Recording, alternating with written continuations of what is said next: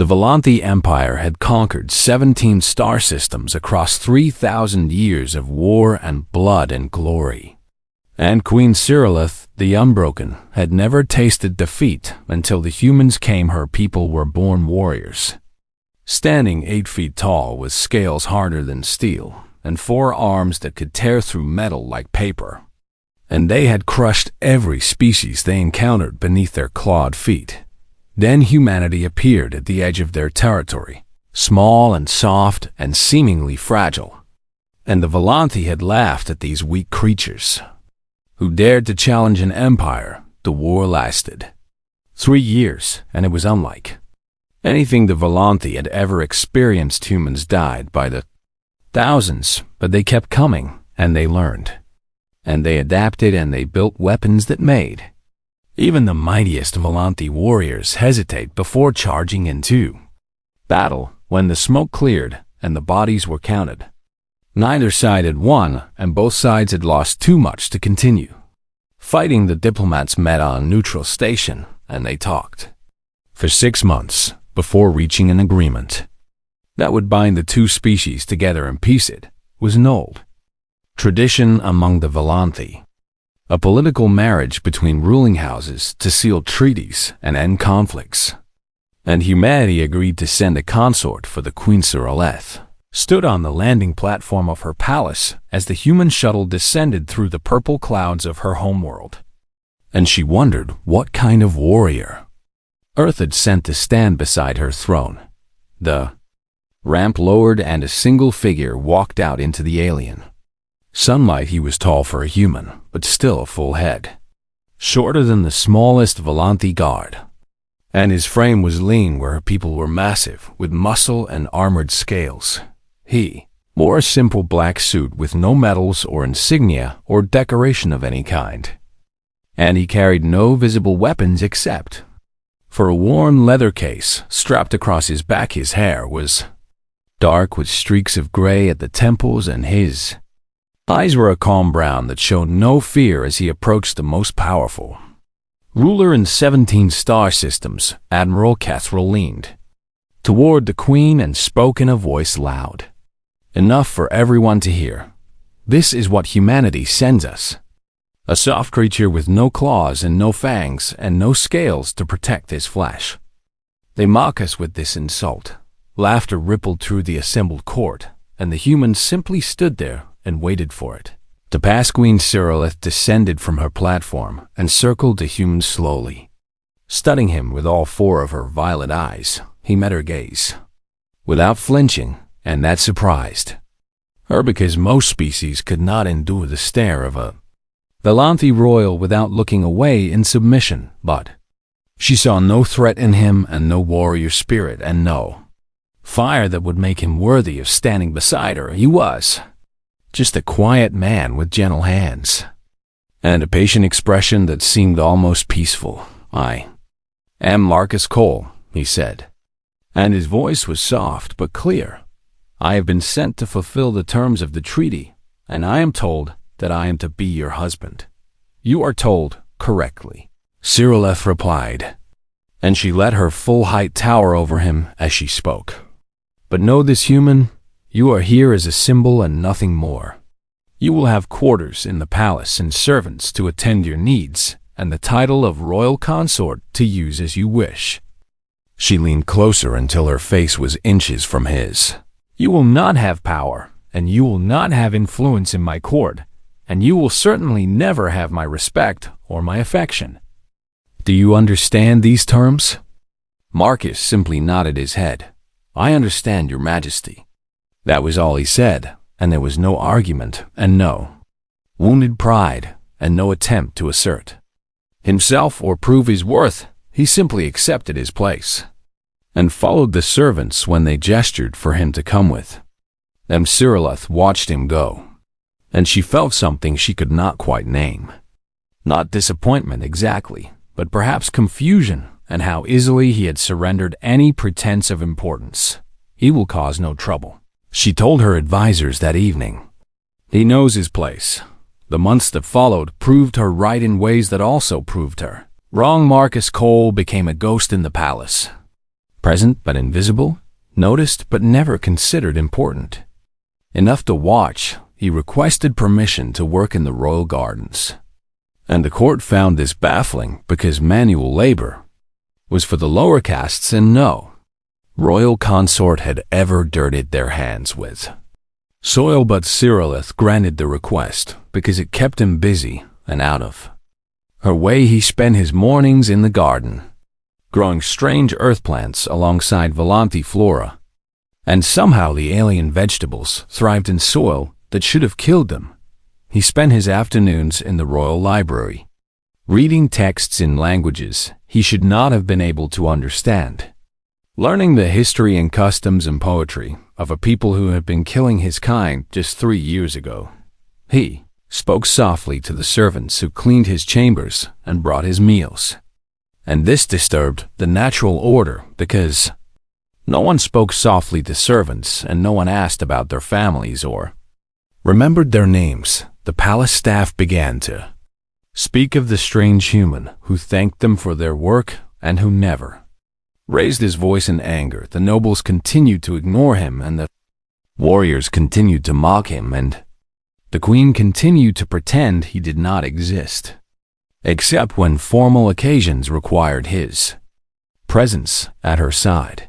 And the leather case that he had carried off the shuttle remained closed in his chambers, untouched and unexplained. And no one thought to ask what was inside because no one cared. What a harmless human might possess 6 months past, and Marcus Cole had earned no respect from the court. But he had learned 3 of the 7 formal Volanthi languages, and he had memorized the layout of every corridor in the palace, and he had noted the position of every guard and every entrance and every weakness in the security that protected the throne. He told no one what he observed, and he wrote nothing down, and he simply smiled his patient smile whenever someone insulted him or dismissed him or wondered aloud why humanity had sent such a useless representative. He is harmless, Queen Cyrillith told her council when they asked if the human should be watched more closely. Perhaps that is the best we could have hoped for from this arrangement. She believed those words completely, and she had no reason to doubt them. She would learn how wrong she was soon enough. Princess Velith was the youngest of Queen Cyrillith's children, and she had not yet learned to hide her curiosity behind the mask of royal dignity that her older siblings wore so easily. She found the human in his garden on a morning when the twin suns cast long shadows across the palace grounds, and the air smelled of flowers that had no name in any Volanthi language. He was kneeling in the dirt with his hands buried in the soil, and he did not look up when she approached, even though she knew he must have heard her coming. "Human," she said, and her voice carried the commanding tone that all royal children learned before they could walk. "The servants talk about you and they say strange things." Marcus continued working with the plants for a moment before he sat back and looked at her with those calm brown eyes. "What do the servants say?" "Princess? They say you were a soldier once. They say all humans are soldiers and that your species knows nothing except how to fight and kill." She tilted her head in the way young Volanthi did when they were trying to understand something that did not make sense. "Is that true?" Marcus wiped the dirt from his hands and considered the question carefully before answering. "We know other things too. We know how to build and how to heal and how to create art and music and stories that make people cry." He paused, and something flickered in his eyes that Velith was too young to recognize. "But yes, we are very good at war. Then why do you play in the dirt like a common worker? Why do you let the nobles laugh at you and call you weak? If you are a warrior, then why do you not demand respect?" Marcus smiled, but it was a strange smile that did not reach his eyes. "Because your mother needs peace more than she needs another warrior making noise in her court. And because sometimes the most dangerous thing you can do is let people believe you are not dangerous at all." Velith did not understand what he meant, and she told him so. "You speak in riddles like the old priests. Then let me speak plainly, Marcus said, and he gestured for her to sit beside him on the garden path. Your mother rules an empire that has been at war for 3,000 years, and her people respect only strength, and they measure strength by how loud someone roars and how many enemies they have crushed. He picked up a small seed from the ground and held it in his palm. But there is another kind of strength. The strength of patience. The strength of waiting until the moment is right. The strength of a seed that pushes through stone to reach the sunlight. Veleth looked at the tiny seed and then back at the human. Seeds are not strong. This seed will become a tree that will outlive every warrior in this palace. Marcus replied, strength is not always about being the biggest or the loudest.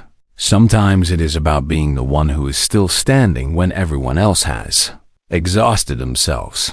The princess left the garden that day with more questions than answers, and she did not understand why the strange human fascinated her so much, but she returned the next day and the day after that, and Marcus taught her the names of his earth plants and told her stories about a small blue world that had produced a species the galaxy had underestimated. Meanwhile, shadows gathered at the edges of the empire, in places where the queen's eyes did not reach. Duke Morithcan was Cyrillith's cousin, and he had spent his entire life believing that the throne should have been his, and that only an accident of birth had placed his inferior cousin in the seat of power.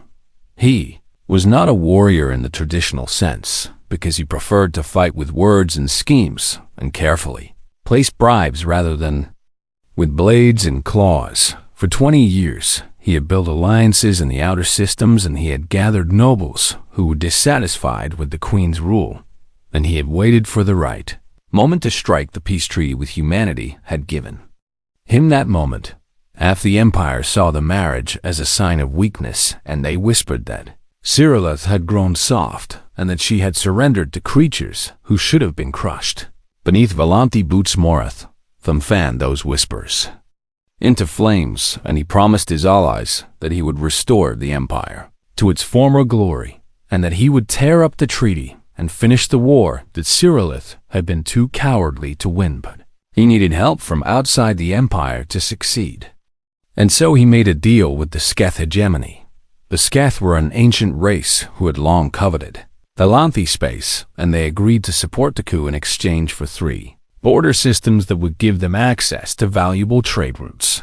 The plan was set for the Festival of 7 Moons, the most important celebration in the Volanthi calendar, when the palace would be filled with thousands of guests, and the Queen's guards would be spread thin trying to protect so many important nobles. Marth and S agents infiltrated the palace, guard and bribe servants to leave certain doors unlocked, and positioned assassins in places where they could strike quickly when the signal was given. Duke was careful and patient, and he had planned every detail of the coup for years. But he made one mistake that would cost him everything. He never considered the human to be a threat.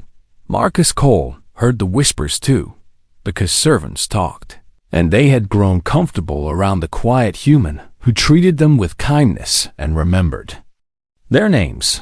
A cook mentioned that new guards had arrived with strange accents, and a maid noticed that certain nobles were meeting in secret, and a gardener overheard a conversation about ships gathering at the edge of the system. Marcus listened, and he remembered, and he began to see the pattern forming in the shadows on the night before the festival, when the palace was busy with preparations, and no one paid attention to the movements of a harmless consort.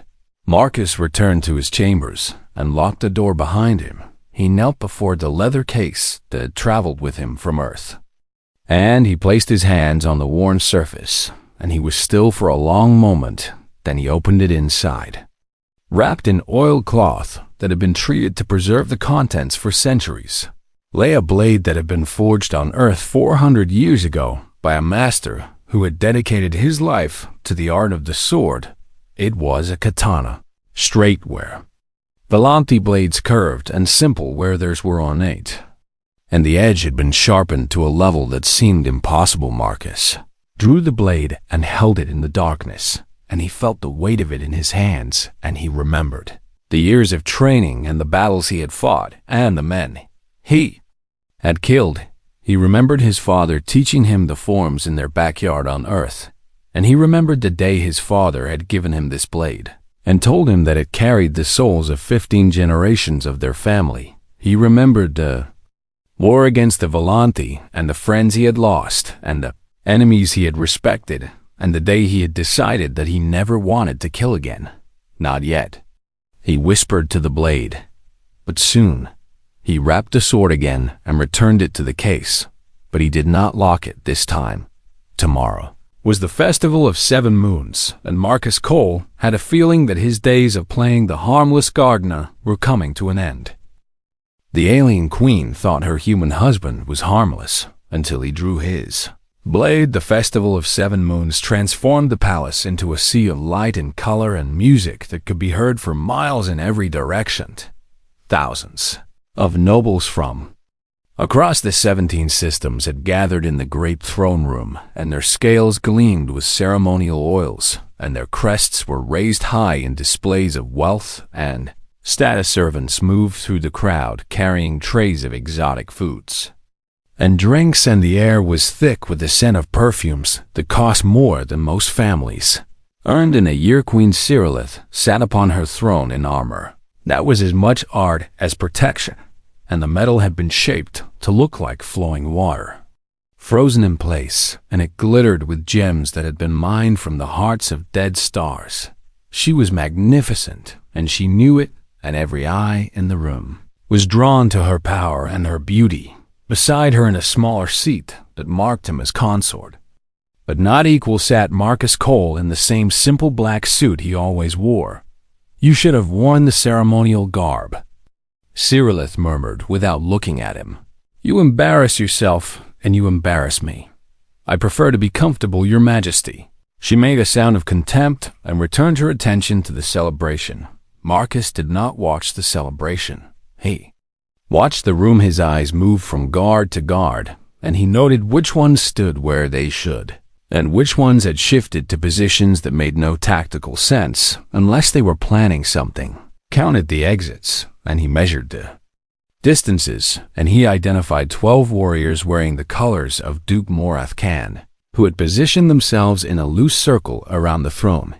He saw the servants who moved with nervous energy, and the nobles who kept glancing toward its main doors as if waiting for a signal. He saw Princess Valeth seated with the other royal children on a raised platform near the throne, and he saw that only 2 guards protected them when there should have been 6. The trap was obvious to anyone who knew what to look for. Marcus leaned slightly toward his wife. "Your Majesty, I believe we should—" "Silence." Cyrillith cut him off without looking at him. "You are here to be seen, and nothing more. Do not presume to offer me advice." Marcus fell silent because there was nothing he could say that would convince her, and he had no proof, and she would never believe the harmless gardener over her own security forces. So he waited, and he watched, and he let his hand rest casually near the leather case that sat beneath his seat. At the stroke of midnight, when the 7 moons aligned in the sky and the crowd raised their glasses to toast the queen, the lights died, screams erupted in the darkness, and the sound of weapons being drawn filled the air, and bodies began to fall as blades found their targets. The queen's loyal guards were the first to die, struck down by warriors they had trusted, and blood splashed across the polished floors as chaos consumed the throne room. Nobles scattered in panic and trampled each other in their desperation to reach the exits, and the screams grew louder as Morath Khan's forces cut down anyone who got in their way. Emergency lights flickered to life and cast the room in a dim red glow that made the blood look black. "Cyrillith." Duke Morath Khan's voice boomed through the chaos, and he stepped forward from the shadows with 50 warriors at his back. "Your reign ends tonight. Submit to me now, and I will grant you a quick death." The queen rose from her throne and drew her ceremonial blade in one fluid motion, and even caught by surprise, she was magnificent. The first assassin to reach her died with her sword through his chest, and the second lost his head before he could swing his weapon, and the third managed to wound her arm before she cut him down. But there were too many, and they kept coming. And even the greatest warrior could not stand alone against an army. Mother, Princess Valia's scream cut through the noise, and Cyrileth turned to see her youngest daughter surrounded by warriors with blades pressed against her throat. The princess struggled against her captors, but she was young and untrained, and they held her easily. "Drop your weapon," Morithcan commanded with a smile that showed all of his teeth. "Drop it now or watch your daughter bleed." Cyrileth's blade clattered to the floor. The great Cyrileth the Unbroken. The Duke laughed, and his supporters laughed with him. Finally, brought to her knees by a mother's weakness, he walked toward the throne with the confidence of a man who had already won, and his warriors parted before him like water. The humans made use of cousin. This treaty was a mistake, and this marriage was an embarrassment, and when I am emperor, I will correct both of these errors. He turned to his soldiers and pointed at Marcus. "Kill the human first. Let her watch her harmless husband die before we take her head." A massive Volanti warrior stepped toward Marcus with a curved blade raised high and a grin on his face, and everyone in the room expected to see the soft human cower or beg or die without putting up any resistance at all. What happened next would be remembered for 1,000 years. Marcus moved not the slow shuffle of a gardener or the clumsy stumble of a frightened man, but the precise and fluid motion of someone who had trained for decades to turn his body into a weapon. The leather case split open and steel sang through the air, and the warrior's arm separated from his body before his brain could register what had happened. Marcus was already past him before the arm hit the ground, and his katana drew a silver arc through the red emergency lights, and 2 more warriors fell with their throats opened. The throne room went silent, except for the sound of bodies hitting the floor. 3 seconds had passed, and 3 of Morithcan's best warriors were dead. Then the silence broke, and warriors rushed toward the human from all directions. And what followed was not a battle, but a demonstration of what humanity had learned to do. When their survival was threatened, the Volanti were faster than humans and stronger, and their reflexes had been honed by evolution on a world where everything wanted to kill them and only the deadliest survived. None of it mattered. Marcus Cole moved through them like water through sand and like wind through leaves and like death itself given form. His blade found every gap in their armor and exploited every overextension and punished every moment of hesitation, and he did not fight like a Volanti with power and aggression, an overwhelming force. He fought like a human, patient and precise, and absolutely lethal. He reached Velith in seconds, and the warriors holding her died before they could use her as a shield, and he pulled her behind him and planted his feet. "Stay close, princess. What dash who dash how?" Later, more warriors came and more warriors fell, and Marcus danced through them with a blade that never stopped moving, and feet that never lost their balance, and eyes that saw everything and predicted everything and feared nothing. The Volanti had developed their combat techniques over 3,000 years of constant warfare, and they believed they had mastered every form of killing that existed in the galaxy. But humans had studied them during the war, and humans had learned their weaknesses, and humans had developed techniques specifically designed to kill beings who were faster and stronger and more heavily armored. Marcus Cole had been one of the best students humanity had ever produced. 6 minutes passed, and 43 warriors lay dead or dying on the throne room floor, and Marcus stood in the center of a circle of bodies with his black suit soaked in violet blood. He was not even breathing hard. Duke Morithcan stared at the human with an expression that no one had ever seen on his face before. Terror, pure and absolute terror. "What are you?" he whispered. Marcus raised his blade, and the light caught the edge, and it gleamed like a sliver of captured starlight. "I am her husband." Duke Morithcan still had 50 warriors in the throne room, and he had reinforcements waiting outside the palace doors, and he had Sketh warships in orbit, ready to bombard the capital if the coup failed. He had every advantage that a careful planner could arrange, and he had spent 20 years preparing for this moment, and he was afraid of one human with a sword. Kill him. His voice cracked, and the fear was obvious to everyone who heard it. He is one human against 50 warriors. Kill him now. The remaining warriors hesitated because they had watched 43 of their companions die in 6 minutes, and they had seen the human move in ways that should have been impossible. But they were Volanti, and they had been trained since birth to follow orders and to never show cowardice in the face of an enemy. They attacked Marcus Cole became something out of legend and nightmare, and the darkest stories that parents told their children about the monsters that lurked in the void between stars. He did not just defeat the warriors who came at him, he dismantled them. Every technique they had mastered over years of training, he countered as if he had been born, knowing exactly how they would move and where they would strike and what they would do when their first attack failed. His blade moved in patterns they had never seen and struck from angles they could not defend, and he was never where they expected him to be. Warriors swung at his head, and he was already ducking under the blow, and his sword opened the warrior's stomach before the swing was complete. 2 more attacked together from opposite sides, and he stepped between them at exactly the right moment and let their blades find each other while his found their throats. A massive warrior with 4 swords charged him with all the fury and strength that a Volanthi could bring to bear, and Marcus simply stepped aside and let momentum carry the warrior past him and removed his head with a single precise cut. Humans had lost badly when they first encountered the Volanthi because they had tried to match strength with strength and speed with speed. Then they had adapted. They had studied their enemy and learned every weakness and developed fighting styles that used the Volanthi's own advantages against them.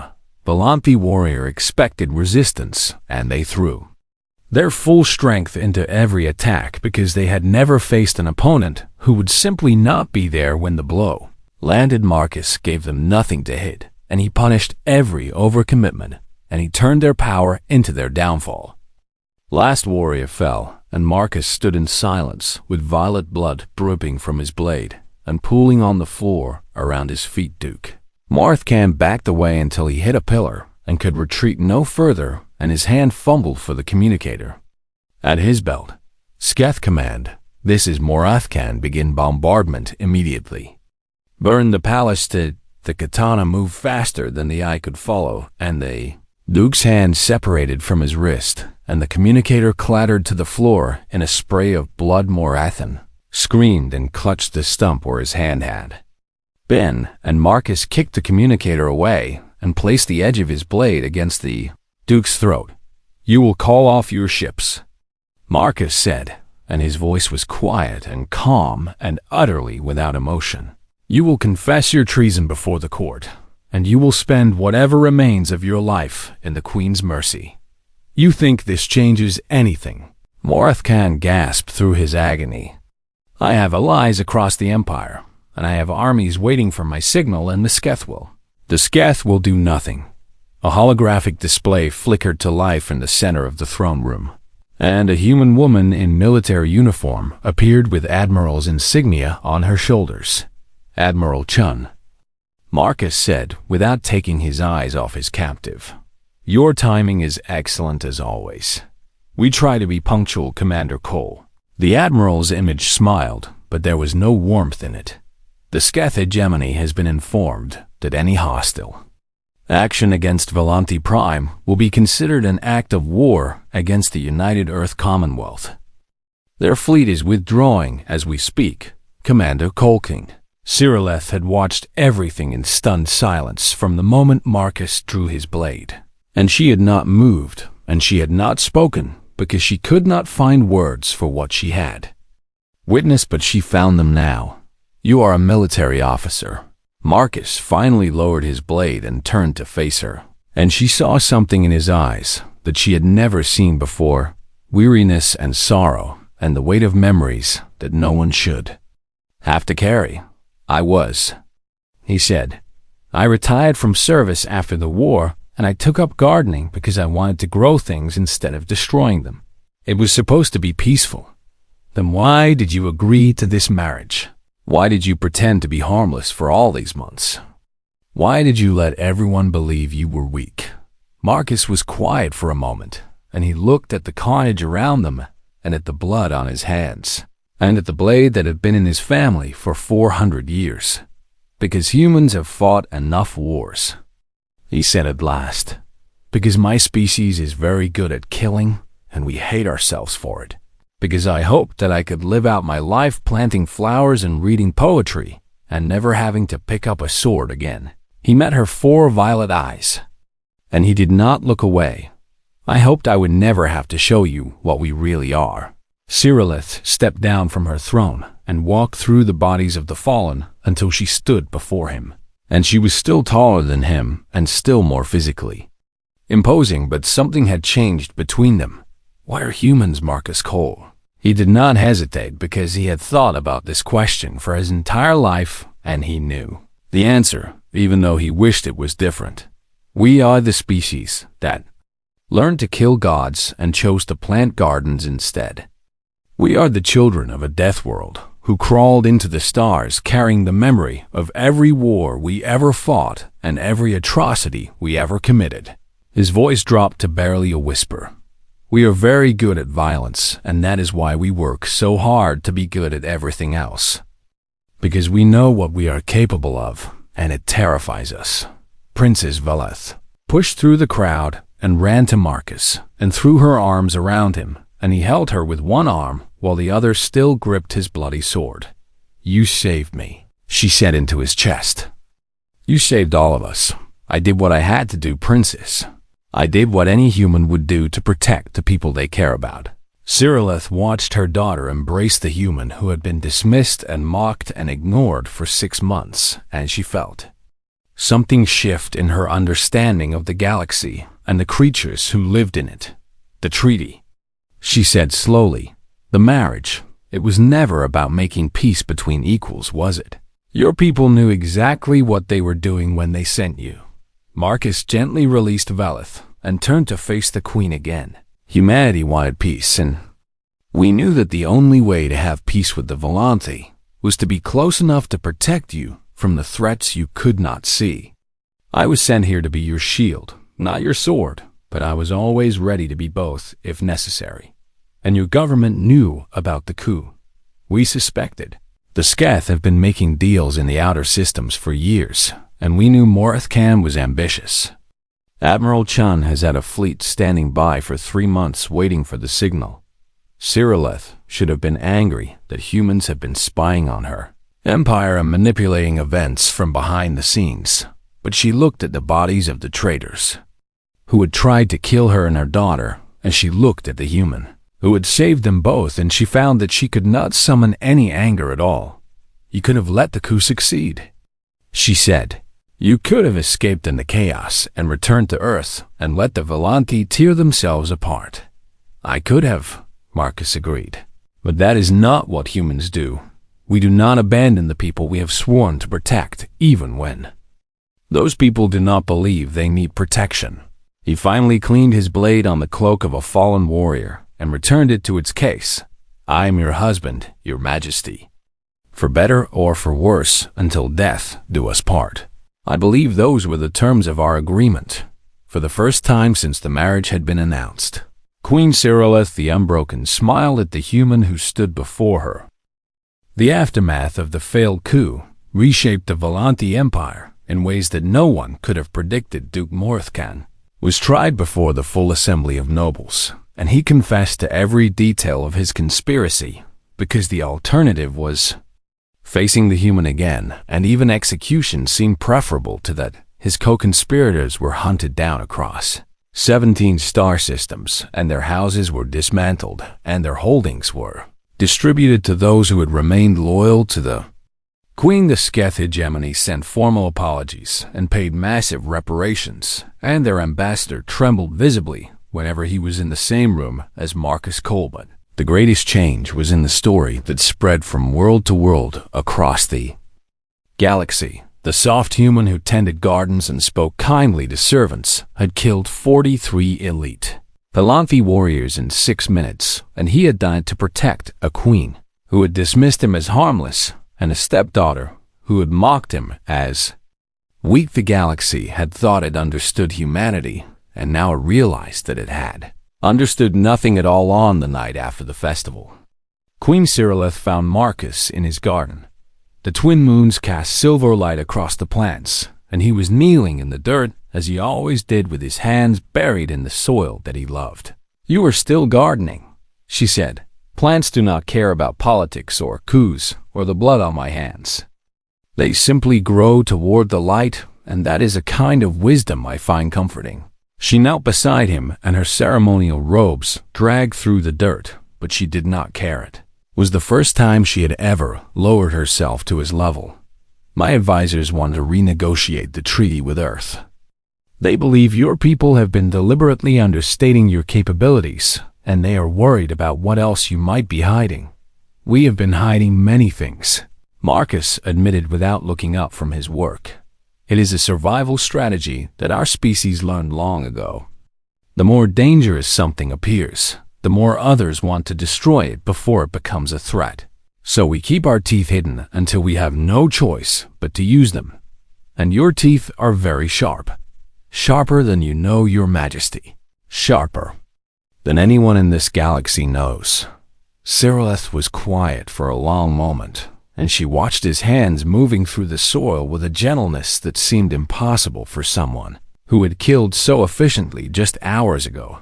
"I owe you my life," she said finally. "I owe you my daughter's life and my throne and everything I have. You owe me nothing. I did what any husband would do when his family was threatened." "No." She reached out and touched his face, and it was the first time she had ever touched him by choice. "You did what a human would do, and I am beginning to understand that those are not the same thing at all." Marcus finally looked at her, and his eyes were tired and old and filled with memories that she could not begin to imagine. "I called you harmless," she continued. "I called you weak and useless, and I told you that you would never have my respect. I was a fool, and I was wrong, and I ask your forgiveness. There was nothing to forgive. You saw what I wanted you to see, and you believed what I needed you to believe. If you had known what I was then, Marth Khan would have known too, and he would have prepared differently. So it was all deliberate. The gardening and the soft words and the humble acceptance of every insult. Most of it." Marcus smiled, and it was the first genuine smile she had ever seen from him. "The gardening I truly enjoy, and the poetry in your library is actually quite beautiful." Not everything was pretense. In the weeks and months that followed, the marriage changed in ways that surprised everyone who witnessed it. Queen Cyrillith began seeking Marcus's counsel on matters of state, and she discovered that his education had included strategy and diplomacy and history and philosophy and art and science and 100 other subjects. She learned that humans believed a warrior should be more than just a weapon, and that true strength came from understanding the world in all its complexity.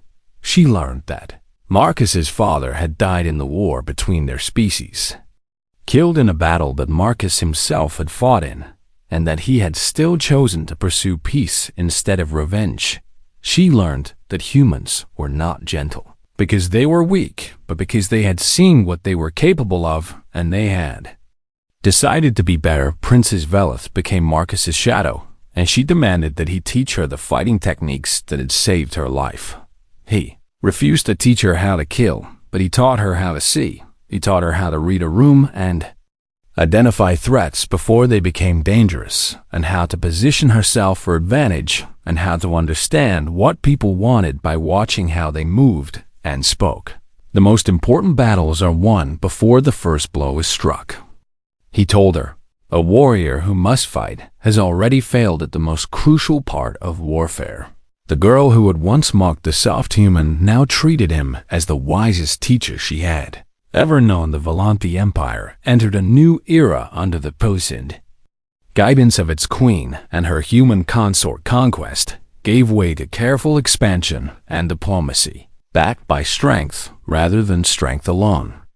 And gardens began to grow in palace courtyards where only training grounds had existed before. Other species noticed the change, and they noticed that the Volantes seemed happier and more prosperous than they had been in centuries. They also noticed that anyone who threatened the empire faced not only the legendary warriors of the Volante, but the quiet attention of a human who tended gardens and spoke softly and carried a blade that had tasted the blood of dozens of species across 400 years, 10 years after the Festival of Seven Moons. Ambassador Kethril stood before the Galactic Assembly to answer a question that many had been asking. Why had the Volante human alliance become the dominant power in the quadrant while older and larger civilizations had fallen behind? You ask why we have succeeded where others have failed, Kethril said, and he smiled in a way that showed teeth, but also showed something else that the Volante had learned from their human allies. You ask why species that once feared us now seek our protection and our friendship. He paused and looked out at the representatives of 100 worlds, because we learned what humans have always known. True strength is not the capacity for violence. It is the wisdom to choose when violence is necessary and the terrifying competence to end it quickly when. As he thought of Marcus Cole, who still tended his garden every morning and who still read poetry with the Queen every evening and who still taught young Volante that the greatest warriors were those who never needed to fight, never mistake gentleness for weakness. Kethril concluded, the humans are gentle because they can't afford to be. They have seen the alternative and they carry it in their blood and their history and every scar their species bears. He leaned forward and his voice dropped to barely above a whisper, and they have taught us to carry it too, far away on Volante Prime. Marcus Cole knelt in his garden with his hands in the soil and the twin suns warming his back. His wife sat beside him reading from a book of ancient poetry, and their daughter practiced the forms he had taught her in the courtyard nearby. The blade that had been passed down through 15 generations of his family rested in its case in his chambers, cleaned and oiled and ready if it was ever needed again. He hoped it would not be needed. He hoped that the piece he had helped build would last for generations and that his children and grandchildren would never have to learn what he had learned about the cost of war. But if the piece failed, and if someone threatened his family and his home and everything he had built in this strange and beautiful place among the stars, then he would draw his blade once more, and he would remind the galaxy why humanity had never been conquered, and never been broken, and never been defeated, even when facing enemies who should have overwhelmed them 1,000 times over, because humans were not the strongest species in the galaxy, and they were not the fastest, and they were not the most technologically advanced. But when someone they loved was in danger, they became something that no other species had ever learned to be. They became unstoppable.